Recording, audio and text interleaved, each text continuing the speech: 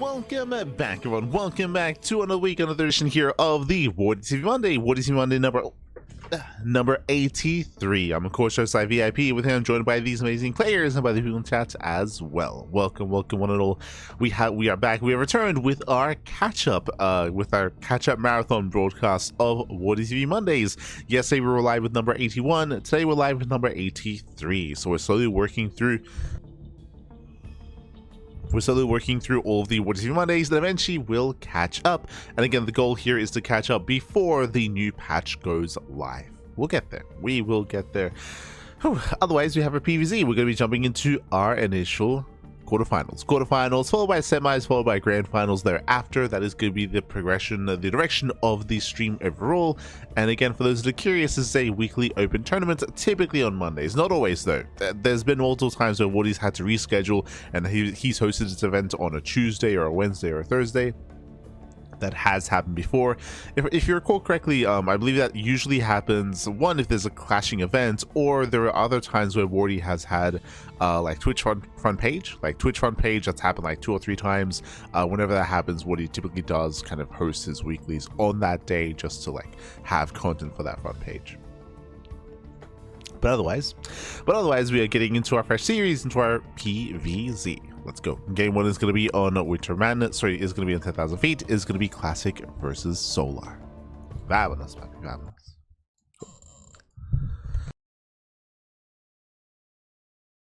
Otherwise, hope you've all been enjoying yourselves. Again, we were live with the podcast yesterday, and 2 days ago now even. And later on tonight, we should be live with some more Kung Fu Cup action as well. True, the KFC. But now though, spawning in the bottom right hand corner of 10,000 feet, we have the South Korean Protoss player. We have the red Protoss representing Protoss Pro. It is Classic. And spawning in the top right hand corner, we have the South Korean Zerg player. We have the blue Zerg. It is Solar. Here we go. We're jumping into our PvZ. Here we go. We're jumping into the quarterfinals, and coming into this here, Solar, he has been struggling as of late, for sure. He's been definitely having a bit of a hard time, referring to RSL, referring to GSL as well. Likewise, Classic has also actually been having a bit of a hard time, specifically in some of these other online tournaments, where we expect higher placements here from Classic. But when it comes to the Premier events, has been struggling. But when it comes to the online weeklies, that's where these players do typically get more comfortable, where they thrive.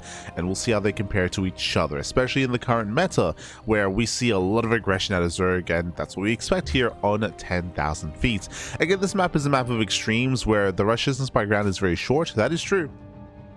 Has a shorter rush distance by ground, but the bases themselves are very defendable. They're very close together. The distance is quite short between them specifically, so it is easier to defend and to turtle up, and that's what we expect out of Classic. Again, Classic is typically more of a defensive player in this matchup. To turtle up, to defend, to build up on 2 and 3 and 4 bases, it's going to be up to Solar to stop that from happening. Oh boy. Now, something that we have seen quite a lot of from Solar, specifically on 10,000 feet, is Mutaplay. Going into a Roach Warren opener, into Mutaplay, and into Muta heavy styles. We expect that at least at one point in this series. Otherwise, these ground-based all-ins are more difficult to pull off here on 10,000 feet, unless your opponent is aggressive first. True. Which we technically could see at a Classic. Could still see. For now though, just joining, saturating again, Hatchcast Pool, bearing in mind that this is on the base game, not in the PTR. Wardi events have not been on the PTR yet, but we're hoping that to soon change, of course. Hoping for it. That's all the hands var. True. 204 streams, baby. That's crazy. It's crazy. The watch streak is insane. Take care, baby. Take care.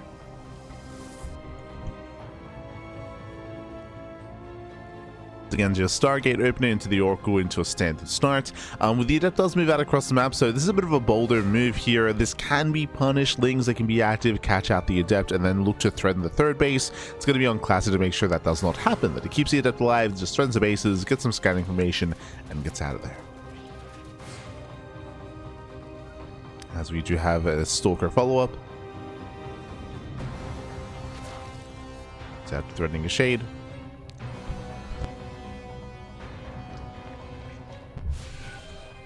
Nothing crazy yet. Once again, just poking in. And behind this, soon Classic should expand as he actually reinforces with the Stalker. Okay. Finds a stray Overlord. Bold move here by Classic. I don't think he should kill the Overlord. Yeah, in the end, the Queen will respond. Lings are amassing as well. Classic pulls away. Does race back home. Behind the Soul has just been droning. No extra or excess Lurglings on the way. So it's droning, saturating. Third base should soon be thrown down. And we're building him into the early to mid game. Okay. Likewise, Solar he also expands away from Classic, not towards.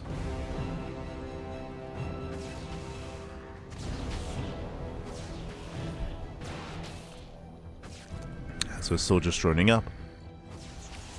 Oracle's going to be hunted down. Does spot the Oracle. And this is a slightly earlier Twilight Council and Forge. Because it's a little bit earlier, this is where charge play could come into play. But just because of the size of the map as well, this might just be more of a safety precaution going into what's on the Link Stalkers. So nothing crazy yet. Oracles are being active. Hilarious on the way. Bearing in mind that there's no early Eva Chamber, so there's no +1 melee, there's no early Roach Horn either, just straight lair first. I did float the idea earlier of potential Muta play on 10,000 feet, and it's been quite common from Solar, and that's definitely still in the back of my mind at least. But we'll keep an eye on the gases. Depths a recall. Depths recall back home, double Oracle into the main. And quite find a way in. But I believe Classic saw the lair. Yeah, he did see the lair timing, is aware. Aware of the early lair.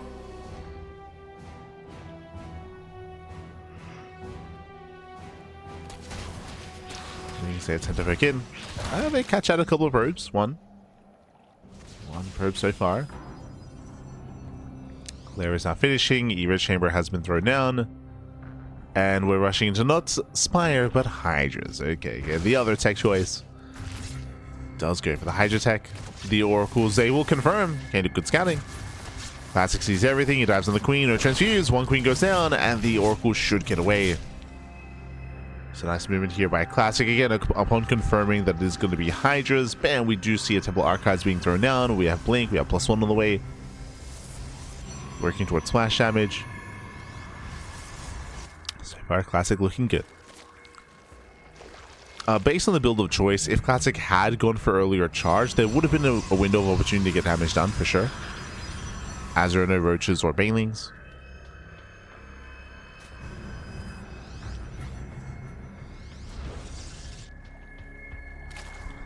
As this move out is going to be a little bit risky. Blink is not yet done.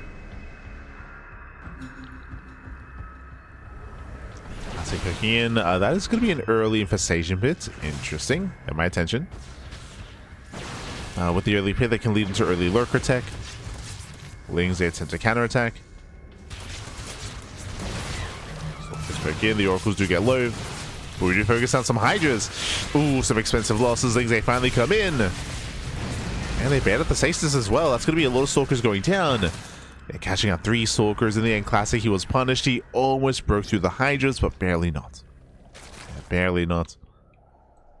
Did end up losing 3 Stalkers or 2 Hydras and the Queen from earlier. I'd say a better defense here from Solar. There's that lurker down that we mentioned. We're rushing into lurker tech. And I would be concerned for Classic if it weren't for Storm. Storm is almost done. When it finishes, then Classic can start to push out again. Until then, though, he's stuck at home. He is being more defensive.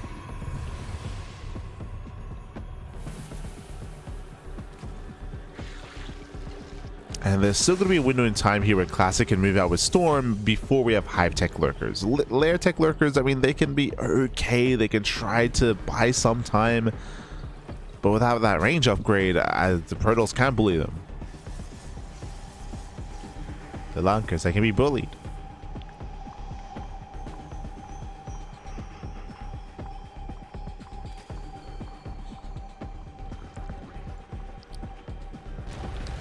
Classic does push through the center. Our 7 lurkers on the way. Nice revelation. Gets eyes on the lurkers. He's moving in. Here come the storms. Oof. Yeah, storm on the hydras. Likewise, 1 lurker should go down. Just the 1. Nice zoning storm. There's 1 storm left. Ooh, and Classic is rallying into the army. Yeah, he's rallying in. A little bit messy. There's our final storm. Does deny the base, but has to pull away. As he pulls away, there's that recall back home. Link counterattack will get on top of the 4th. But Classic holds. He defends the base, took down the 5th. Not bad, but ideally he did want to get on top of those lurkers. They finished. They finished up. Hive is done. We have lurker upgrades on the way. Now Classic realizing he cannot break Solar. What do we have? Sky Toss, Fleet Peak, and Second Stargate were taken to the skies, and Classic does establish a 4th expansion. The game is slowing down. Slowing things down. Now, we spoke about these timings. There was a small window here where Protoss would, or Classic would have Storm and Solar would not have Hive Tech Lurkers. We just saw that moment, and hey, you know, Classic, he took down an expansion. He did somewhat trade well, but now that timing is come and gone, right? Now the Hive upgrades are about to finish. Oh, not done yet. Okay, not done yet. Catching out another Lurker. At the same time, Solar coming in from behind. Does catch an Oracle. Not bad. And Classic is forced back home. He's forced to turn around. He will collapse on this army, but it's all about buying time because now Hive upgrades are done. Hive upgrades are complete. Against Solar, he wants to try to break through before there are Tempests. And we're going for the base trading. Let's go. Yeah, 3rd base is going to be forfeits, and at the same time, Classic, he just commits. He just commits across the map. He knows he cannot push into the lurkers. Cannot move in. Oh no, no detection. Oh my god. Okay, Observer moves in. The lurker's still dishing out so much damage. You're coming from behind, and Solar, he gets us around, and there are just too many lurkers. Yeah, cleans up the army. Classic, I'm sure, was hoping that there wouldn't be any defensive lurkers. So messy fight. That's all the High Templar going down. At the same time, wait, was that every lurker? It was. That was every lurker. Oh. We have 4 more lurkers on the way in the main, but in the end, this was actually a much better fight here for a Classic. I assumed there was still a good amount of lurkers across the map. I didn't realize they all went back home to defend. So there's not really that much here. It does get us around on the Immortal. Mineral Line gets called out. Classic, he breaks the 3rd, the 4th base, the 5th as well. There's that recall. Yeah, there's the recall back home, and now we have Tempest. The Tempests are here, baby. Oh my god. 1 High Templar gets sniped. We do have 4 lurkers, but only 4.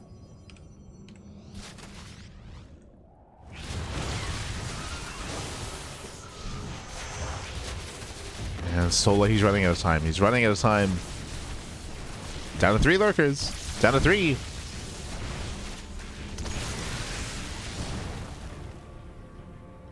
And Storm is coming in. Oh. Oof, yeah, force the Storm early. Premature Storm. Catching out Tempest. Nice week up there out of Solar. Yeah, reinforcing more lurkers. Likewise, same thing we said with the Tempest. Oh. Tells leave one of the Tempest idle. We'll lose 1. And miscontrol there by Classic, but it's fine. Yeah, he still collapses on top of the lurkers. He still cleans up. He still breaks through, takes down all the hydras, and with that, Solar will lose everything. Every lurker goes down. And again, I was surprised that Solar turned around. Like when it comes to the base trade, I was favoring Solar initially, but he turned back around with all the lurkers. He lost every lurker. He lost his momentum. Classic, he saves his 3rd. I cannot say the same for Solar. So, like, I mean, he does have his quote-unquote 5th base up and running. True. So 3 base versus 3 base. That does favor the Protoss. So amassing on more Tempest. This Classic's building up a superior army. And there are ways to sort of pull this off, for sure, but he is heavily reliant on that positioning, right? If he can pull apart Classic's army, if he can drag him out to the open, or even wait for a counterattack, sorry, wait for a push and then go for a counterattack. That would be the best chance here for Solar.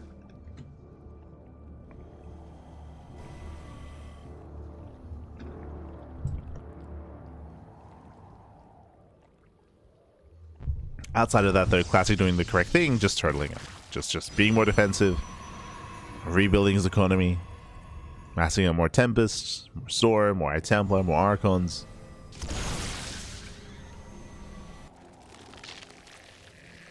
Ideally, some Immortals as well.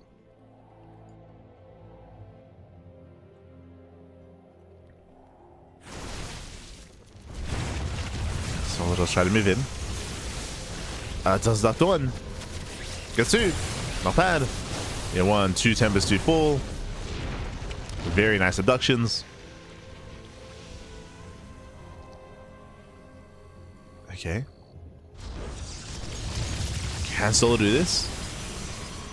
He's had a storm.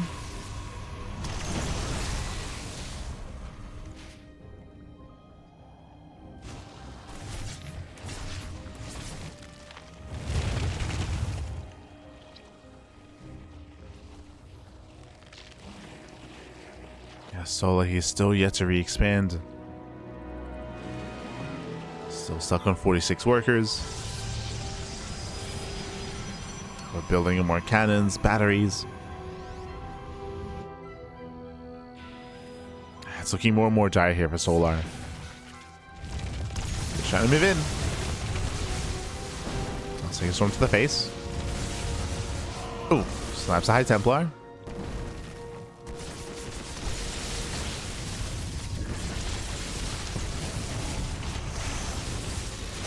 They do barely get away.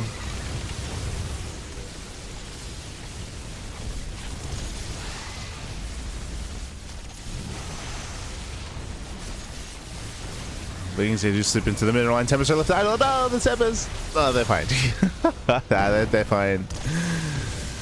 They hold their own. That's still going to be 12, 16 links. Sorry, 16 probes going down. Links A plus into the natural. Classic out of position. He's not able to pay attention and did lose a lot of probes.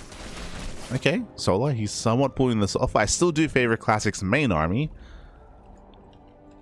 Do we have any Vipers? Still one. One Viper.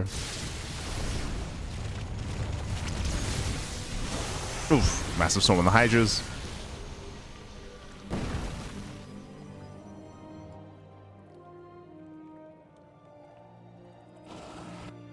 The biggest issue here is that Solar, he's only just now expanding. It's been like 2-3 minutes where Solar, he has chosen not to drone and just make purely army and try to kill. As a result, the lack of expansion is now catching up to it. So very, very late restructuring of the 4th base. Very low worker count.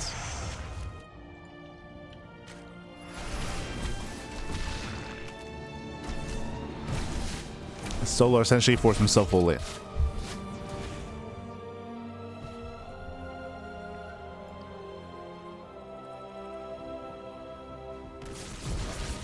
See, has still been doing damage though.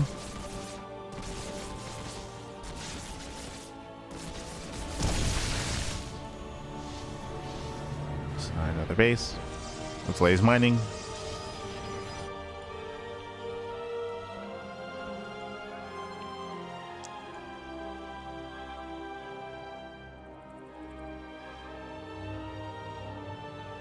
Tempest, they can bully this position. We do set up a Zealot run by. We have built up to 3 Vipers though. Yeah, Vipers are moving in. Doing the Revelation. Not on the Vipers.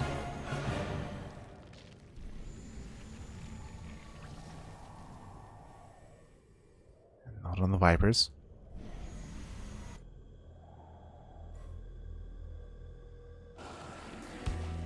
Classic still playing it slow. Now that we've built up the Viper count, I do want to say that Solar has a better chance of winning a fight. With 3 full energy Vipers, we can abduct all the Tempest.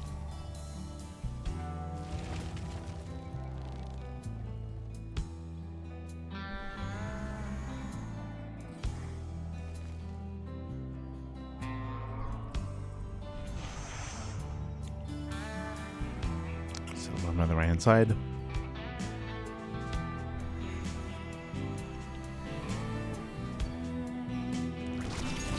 Oh. So we're going to be thrown away. That is dangerous. We have limited vision. And here go the deductions. Gets 1, gets 2, gets 3. Oh, only one Tempest goes down. The other 2 get away. Yeah, some rough abductions. Viper's catching out 1 more Tempest. Barely. No, Tempest survives. Here in the killing one. There we go. We have more abductions.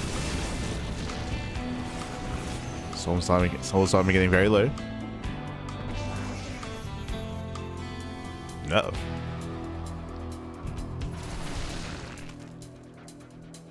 Classic does punish those zealots. Solo coming in from behind. Are we going for the bake shot again? Deja vu. Do we commit? We do. We commit across. Hydra's a lunge in. Classic has to make a decision. Does he turn back home or does he commit? And he should commit. Now, the scariest thing about what's happening here is that Solo, he waited for one thing. Recall. The Classic's recall is now on cooldown. He just recalled to the third base. So recall is a non-factor. Does not evacuate any workers. Oh my god. Workers in position. Solo, he does race back home. He races back. Still an awkward position though. Nice feedbacks. Gets one abduction. Slows down on the Hydras.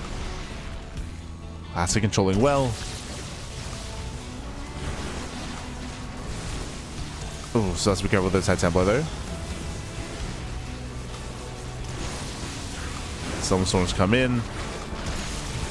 Catching at the expansion. Solo down to 2 bases. Down to 1 base mining. Oh god, the storms. The storms are crazy.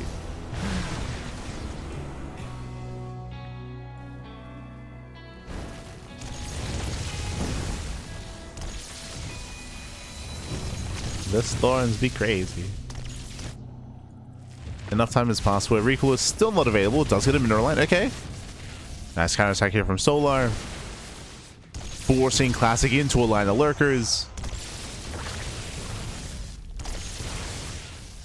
Trying to force him. We do now see Solo with an economy. Classic does not. Nice snipe. What I mean by that, Classic has no mining. You can see here he has no mining in the natural, no mining in the main base. Solo coming in from behind. And Solo may have just done it. But he needs to surround. Oh. And here he comes. Here he comes in from behind. Where are the storms? Yeah, one storm with the lurkers. Archons are going down. And Solo, he does get the surround and he will clean this up just barely. Surrounds the army, cleans everything up, and with that Solo, he will claim the first game of the series. He takes the lead. GG gets called, and Solar takes game number 1. Whew. GG. GG well played. A very intense game 1 here, very back and forth. Classic had a lot of strong moments himself, but I do think that a lot of this came down to how Solar approached those final moments, how he did wait for the recall, right? He waited for the recall, then he went for his own counterattack. If there was a recall available, then a different story. We probably wouldn't have seen anywhere near as much of a commitment, and we would have seen Classic save his third base and maintain an economy and keep the game going from there. We saw that Classic, he did end up trading bases. He did kill the 5th and 4th base, but he kept going, right? He didn't turn back around. He lost his expansion, lost his 3rd. GG. GG well played. Hey. And with that, Solo does take lead in the series, and we'll see if Solo can close it out or if Classic will fight back. As we are loading into game 2. Going to be loading into Ruby Rock.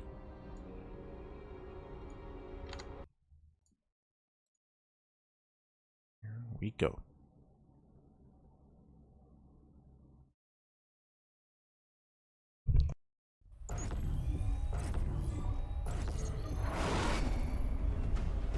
As spawning in the top left-hand corner of Ruby Rock, we have the South Green Protoss player. We have the Red Protoss representing Virtus Pro. It is Classic.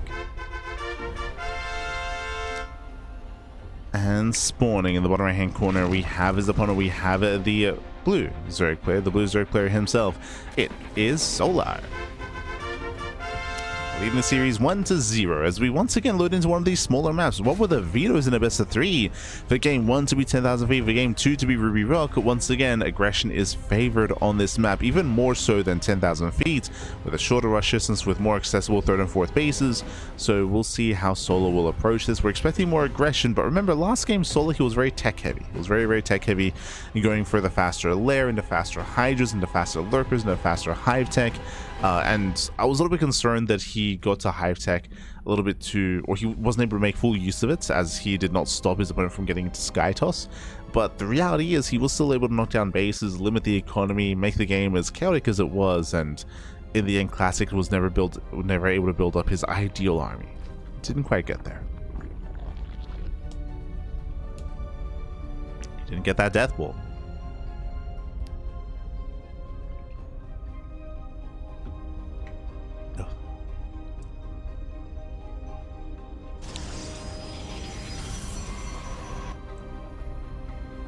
Now we're calming down.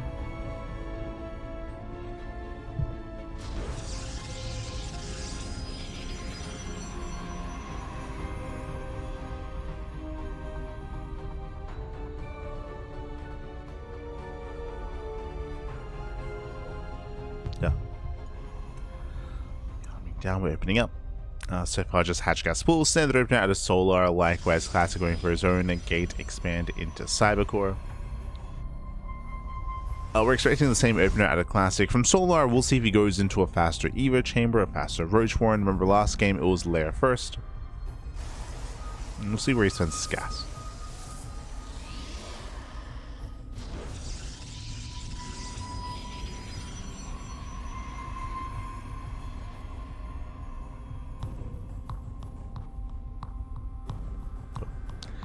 As we have our take of choice. Stargate opener behind the natural. A really odd kind of placement here from Classic, by the way. Usually your tech is in the main base and it's a little bit closer towards your opponent. Here it's hidden behind the main. Because of that, I'm curious if we plan on hiding something else here. Do we plan on going for, say, a Void Ray opener into a hidden Fleet Beacon, into a Tempest Rush or a Carrier Rush? Again, there's not typically too much reason to hide this, so we'll see.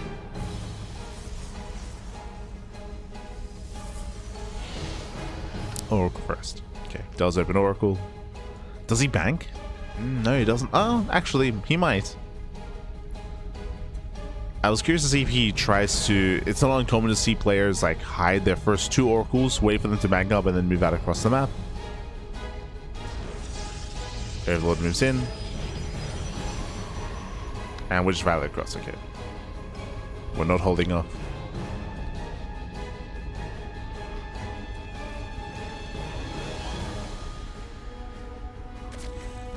So do commit to Shade. They can one-shot drones, getting 1, 2, 3. 3 drones going down, not bad. Should not get 4 though. As things will clean up. So 3 drone kills, not a bad trade here from Classic. Oracle breaks in, Spore is not yet done. Ooh, getting it to 5, getting it to 6. Yeah, 6, 7 drones. Ay. More than what should have happened. Adepts did distract the queens. And so far Classic does have the stronger start. Much better start for Classic. Just opening up double Oracle into an early Twilight Council. And a delayed Forge. Oh, okay. Interesting. We'll see if we end up getting a Forge or not. This might be the beginning of Glaive Adepts, for example. Or we can even go early Charge, but leaning more towards Adepts. If we go for a later Forge, it'll just be Blink, and it'll be a safer start here. If you recall, Classic's been very fond of a build where you go up to an early early Twilight Council, late Forge into a Gateway Explosion, into a 6-gate setup. Yep, Blink is on the way. Looking to be the build. Zan showcased this quite a bit in GSL Season 1 of this year. So did Classic.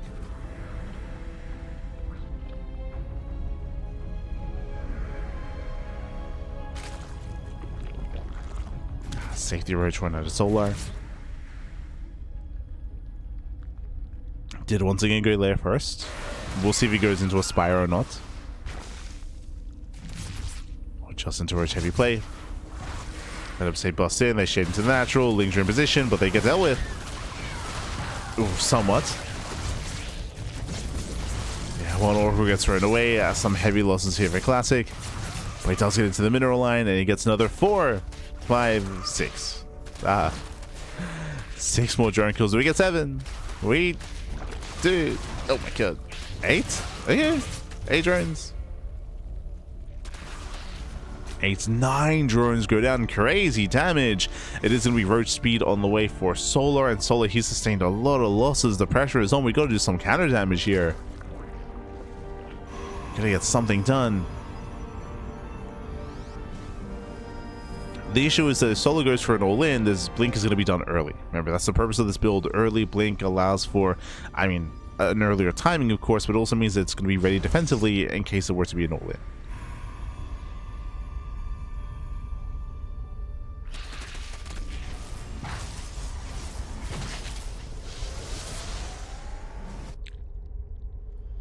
Lings hits into begin. Getting called out. Yeah, it's going to be the all-in. We have numerous carapaces on the way. Solar, he's lost too many drones this game. Has lost, what, 14? 18 drones have gone down. Crazy damage. So it's all or nothing with Solar going for the German taxi. Either he kills Classic or he dies trying. And again, it's going to be a weakened all-in as Solar is forced into it. So this wasn't the initial plan from the beginning. Oof. Catching down to 1, 2, 3 roaches. 4, 5, 6. 6 roaches going down. So he's able to blink away. Not many links to punish.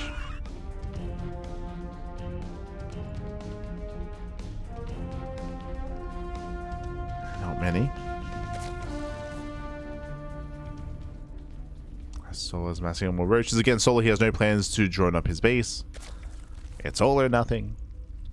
Here come the Dropper Lords. And Classic, I don't think he's fully... He's getting batteries. Just the one, though. So he might not fully be aware. As Classic is being very active when he should be more defensive here.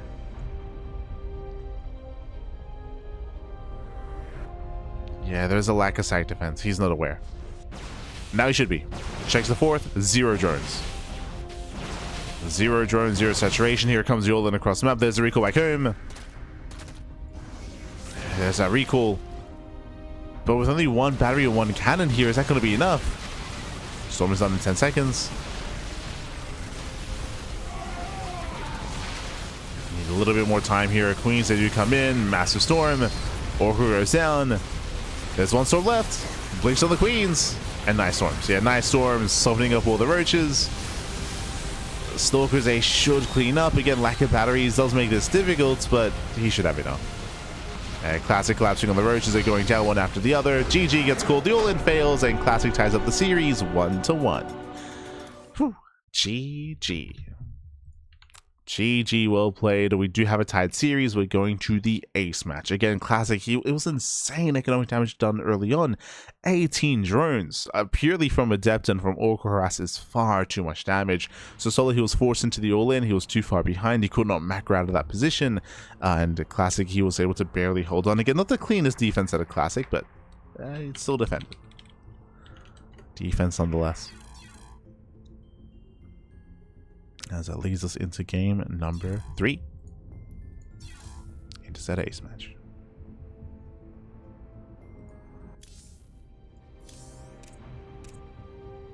Oh, again, what were the vetoes? As game 3 is going to be on Celestial Enclave. We're getting some of the more extreme maps this series. Very extreme.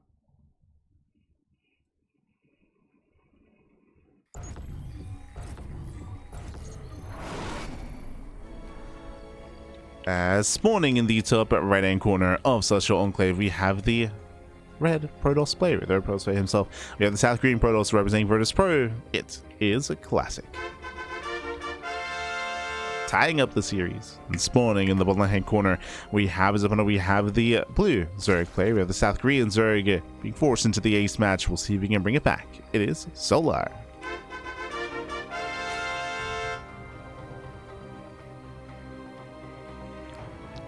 We go. So Going to be opening up here, classic setting up on the high ground. Again, welcome to Celestial Enclave, where you do have a free pocket expansion. There's a pocket base. We have a very secure natural, as it is on the high ground as well, and a secure linear third base as well. So we do often see like 4-base play, at least on Celestial Enclave. It can be very difficult to break a player on this map. We brought up mutas in game 1, and that's why we have to bring up mutas here as well.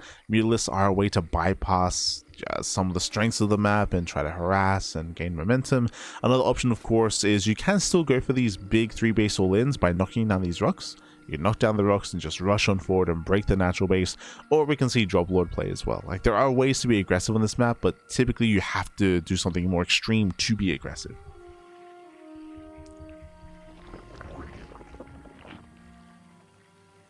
Charles, what you got?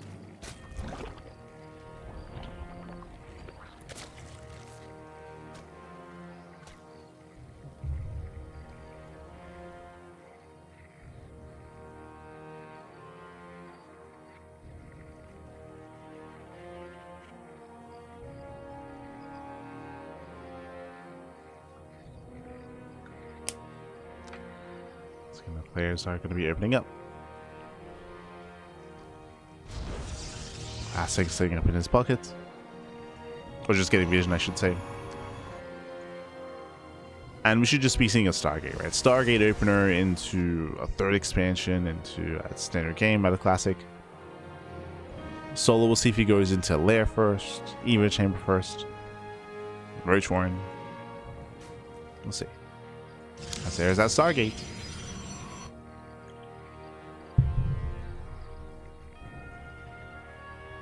And with the help of the Stargate, he does get a little bit better vision, and likewise faster across the map.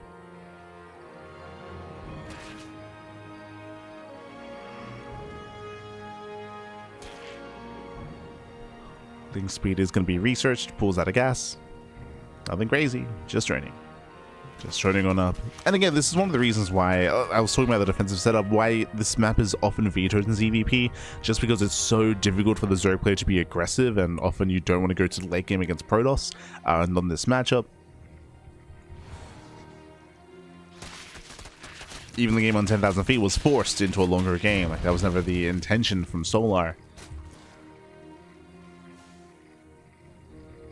So typically if a Zerg player lets us through the vetoes, it's for a reason.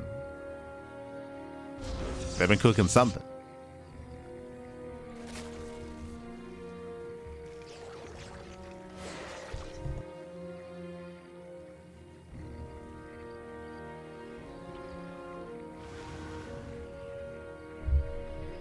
Set up, say, thread in the shade.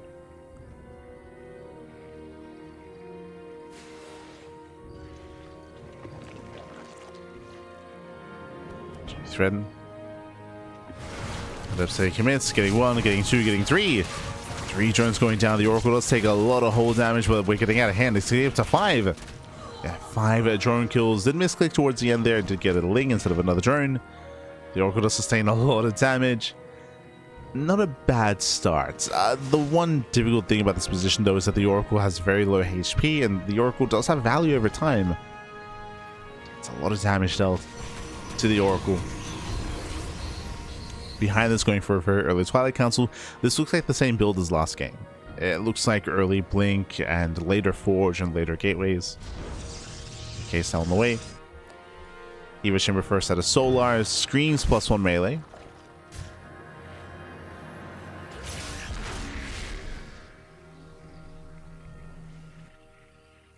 There we go, melee's on the way. Typically into Ling Hydra. So standard composition here out of Solar.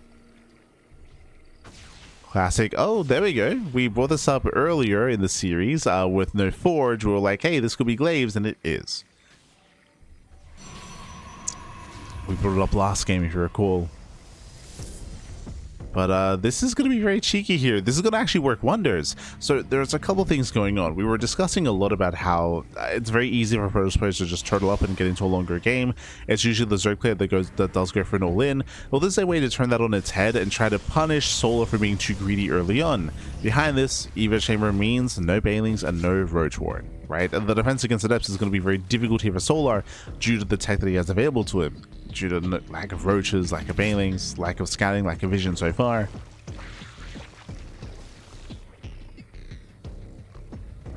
Depths, they can trade very well here.